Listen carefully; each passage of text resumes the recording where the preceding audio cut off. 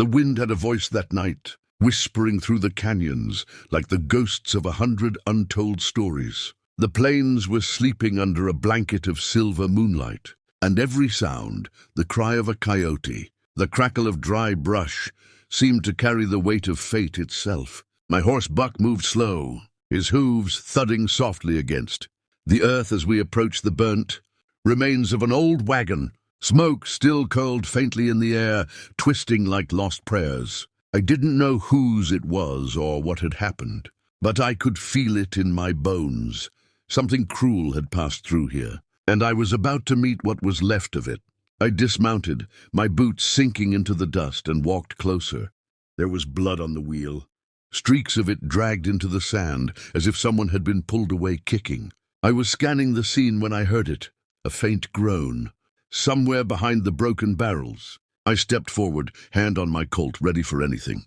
But when I pushed the debris aside, I saw her, a woman, young but strong, her face half covered in ash, her hands trembling as she tried to lift herself. She was breathing hard, her dress torn, her eyes wild. For a second, she didn't even see me.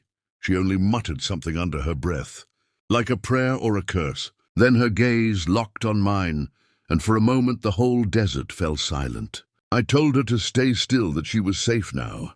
She didn't answer. Instead, she winced, tried to move, and fell back. There was a gash on her shoulder, deep, angry, still bleeding. I knelt beside her, tore a strip from my coat, and pressed it against the wound. She didn't cry. She just looked at me like a cornered wolf, eyes full of fear and fire. I asked what happened. She whispered only one word: bandits. Then she passed out cold.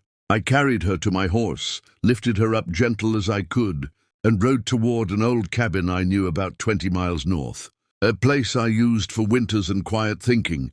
The stars watched us move across the land, two strangers bound by something neither of us understood yet. By dawn, we reached the cabin. I made a fire, cleaned her wound, and waited for her to wake. She opened her eyes hours later, confused and restless. When she saw me again, her expression changed. Fear turned to fury.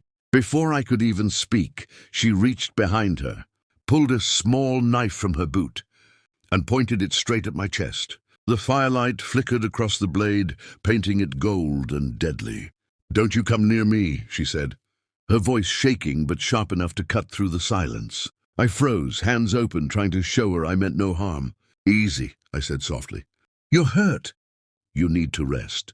"Why'd you bring me here?" she demanded. "What do you want from me?" "Nothing," I said. "You were dying out there. I just couldn't leave you." Her breathing slowed a little, but her eyes stayed fixed on me. "Men like you always want something," she hissed. "Gold company. Or worse."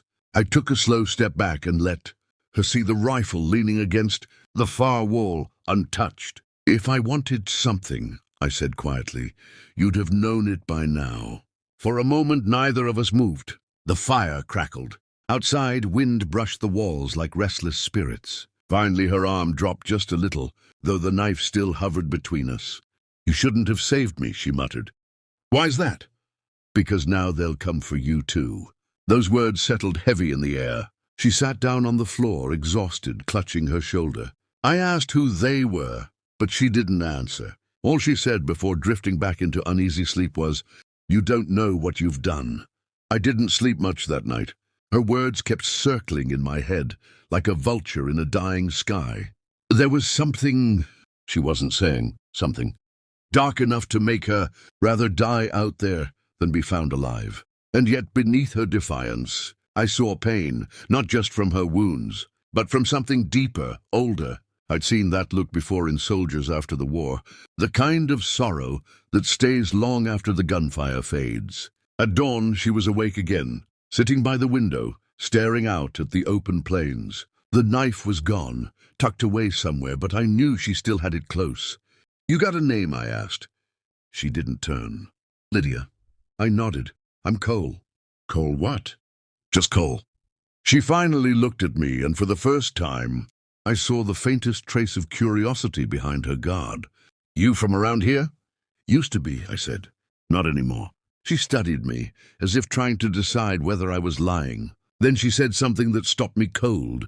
You shouldn't have come back. Before I could ask what she meant, I heard distant hoofbeats, faint but fast. Lydia's face went pale. She stood up suddenly, her hand reaching for the knife. "They found us," she whispered. I grabbed my rifle, moved to the window. 3 riders were cutting across the ridge, kicking up dust, heading straight for the cabin. They weren't just passing through, they were hunting. "Who are they?" I asked. "Men who burned my home," she said, her voice trembling with a mixture of anger and grief. "They killed my father and took everything we had. I ran, they chased. You saving me just made their job harder." My blood ran cold.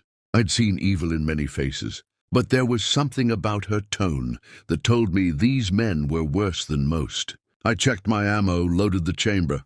"Stay inside," I told her. She grabbed my arm. "You can't fight them alone." "I've been alone most my life," I said, forcing a grin I didn't feel. She didn't let go. "You don't understand. They're not just killers. They're bounty men, hired by the marshal himself. They think I did something I didn't do." "What did they say you did?" She hesitated, eyes glistening. "Murder." The hoofbeats grew louder, closer now, the kind of sound that carries death with it. I looked at her, the woman I'd pulled from a fire, the same woman now standing in my cabin with a blade and a past full of shadows. I didn't know what she'd done, or if she was telling the truth. But I knew this. She didn't deserve to die tonight. The riders came in fast, dust rising around them like smoke from hell's chimney. I stepped out onto the porch, rifle in hand, the weight of a choice pressing hard against my chest. Behind me, I could hear Lydia's voice, soft but steady. "You shouldn't have saved me, Cole. But maybe I was wrong." And when I turned to meet her eyes one last time before the gunfire began, she whispered something I'll never forget, something that changed everything.